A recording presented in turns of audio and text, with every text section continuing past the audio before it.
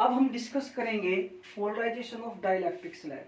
जैसा कि मैंने आपको पहले बताया था कि what is a dielectric, dielectric होता क्या है। सबसे पहले मैंने आपको वो बताया भी था, डाइलेक्ट्रिक इंसुलेटर ही होता है जो अपने अंदर से इलेक्ट्रिक फील्ड को पास नहीं होने देता, लेकिन उसको अपने आउटर सरफेस पे यूनिफॉर्मली डिस्ट्रीब्यूट कर देता है। तो इसलिए उसकी इस करेक्टरिस्टिक को देखते हुए उस मटेरियल को हम क्या बोलते हैं, डाइलेक्ट्रिक, कि जो अपने अंदर से चार्ज को पास तो नहीं होने देगा, लेकिन उस चार्ज को अपने आउटर सरफेस पे क्या कर लेगा, यूनिफॉर्मली डिस्ट्रीब्यूट कर देगा। तो उसका हमें क्या करना है, पोलराइजेशन करना है। अब हमें पता है कि भाई डाइलेक्ट्रिक दो प्रकार के होते हैं, एक पोलर डाइलेक्ट्रिक, एक non polar dielectric. Polar dielectric क्या होता है, जिसका centre of positive charge does not कंसाइड with the center of negative charge, कि जिसमें सेंटर ऑफ पॉजिटिव चार्ज कंसाइड नहीं करेगा सेंटर ऑफ नेगेटिव चार्ज से।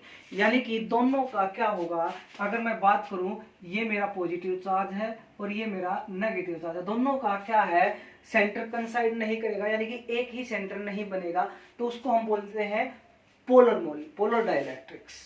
ठीक है। और जिसका कंसाइड कर जाएगा, यानी कि center of positive charge coincide with the center of negative charge is known as non polar dielectrics. उसको हम क्या बोलते हैं, नॉन पोलर डाइलेक्ट्रिक्स बोलते हैं। अब उसको हमें क्या करना है, पोलराइजेशन करना है। पोलराइजेशन का मतलब क्या होता है कि भाई किसी भी डाइलेक्ट्रिक के फेसिस के ऊपर हम दो इक्वल एंड अपोजिट चार्ज पैदा कर दें।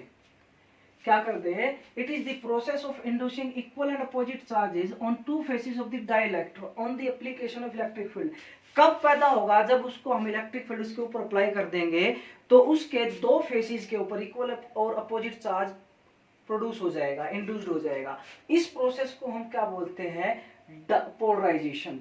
अब उसको करना कैसे है, how we can do this, कि भाई हमने एक पैरेलल प्लेट कैपेसिटर ले लिया, ठीक है, तो हमने एक प्लेट को हमने पॉजिटिव चार्ज दिया, एक को हमने नेगेटिव चार्ज दिया। जिस प्लेट को पॉजिटिव चार्ज दिया उसको हमने 1 मान लिया, जिसको नेगेटिव दिया उसको 2 मान लिया। अब पॉजिटिव जो प्लेट है उसकी सरफेस चार्ज डेंसिटी है प्लस सिग्मा, और नेगेटिव जो प्लेट्स है उसकी मान ली नेगेटिव सिग्मा। अब इन दोनों इसको हमने इसके बीच में हमने एक डाइलेक्ट्रिक मीडियम रख दिया, वो क्या था, एयर और वैक्यूम रख दिया। तो उस टाइम पे उसकी इलेक्ट्रिक फील्ड इंटेंसिटी मान ली कितनी है, ई नोट। ई नोट किसके बराबर आया, हमें पता है पैरेलल प्लेट कैपेसिटर में जब इलेक्ट्रिक फील्ड इंटेंसिटी किसके बराबर आती है, सिग्मा अपॉन में एप्सिलॉन नॉट। ये वैल्यू हमने निकाल लिया। अब हमने क्या किया कि इस पैरेलल प्लेट कैपेसिटर के बीच में हमने एक नॉन पोलर डाइलेक्ट्रिक को इंट्रोड्यूस कर दिया, यानी कि नॉन पोलर डाइलेक्ट्रिक के बीच में रख दिया, ये जिसकी थिकनेस हमने टी ले ली,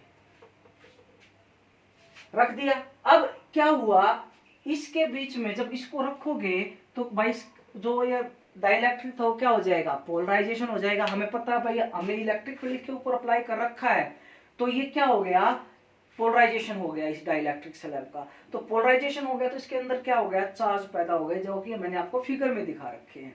अब ये चार्ज पैदा हो गए, तो अब ये जो डॉटेड रेक्टेंगल है, ये जो मैंने है, ये इन चार्जेस को क्या कर देगी, इक्वल एंड अपोजिट चार्जेस है, तो डॉटेड रेक्टेंगल इनको क्या करेगी, कैंसिल ईच अदर। तो इसके अंदर हमारा क्या है, जो इफेक्ट हो जाएगा वो कैंसिल हो जाएगा, किसका, इस इलेक्ट्रिक फील्ड का। अब जो रिमेनिंग चार्ज हो जाएगा वो बच जाएगा, जैसे इधर नेगेटिव बच गया इधर पॉजिटिव, उसको हम क्या बोलते हैं, इंड्यूस्ड चार्ज। और इस प्रोसेस को हमने क्या बोला, पोलराइजेशन। अब इस चार्ज की वजह से इस डाइलेक्ट्रिक में भी क्या पैदा हो जाएगा, एक इलेक्ट्रिक फील्ड पैदा हो जाएगा, जो कि इस इलेक्ट्रिक फील्ड के अपोजिट होगा, क्योंकि इधर पॉजिटिव चार्ज बचेगा, इधर नेगेटिव चार्ज बचेगा। तो भाई ये क्या चलेगा, पॉजिटिव से नेगेटिव, और ये किस तरफ जा रहा है, ये जा रहा है इस तरफ, तो अपोजिट हो जाएगा।